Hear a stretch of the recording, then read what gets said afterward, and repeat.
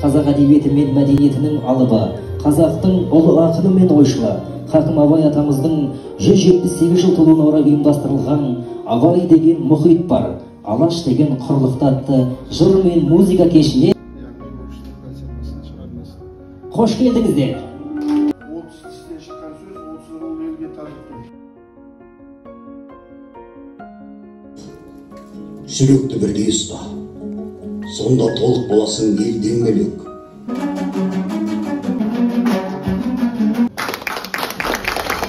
Алтын қыран боп төрткүл дүниені шарлады. Біз өлеңнен ала алмаспыз қалай нәр. Әуелде бір суық мұз ақыл зерек. Арменият ойланбай.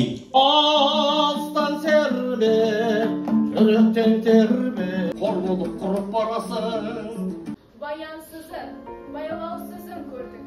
Бәрі қошыл екенін білдік. Жайып сал, қолына кесін алып отырғаным. Алжан. Бәрекелді дұрыс жауап берді ғой дұрыс.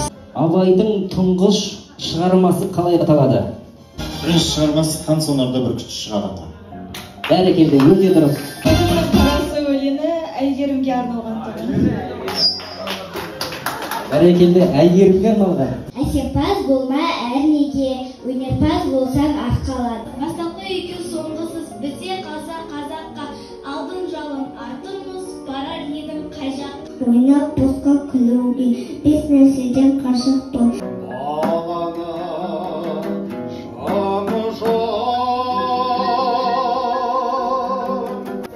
Түс әдемі көріп пен қыздың жайы. Бұран бел, бойы сұлу, кішкене аяқ. Болады осындай қыз некен саяқ.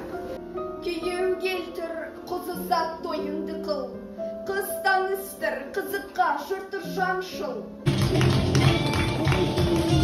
Абай дейтін мұхит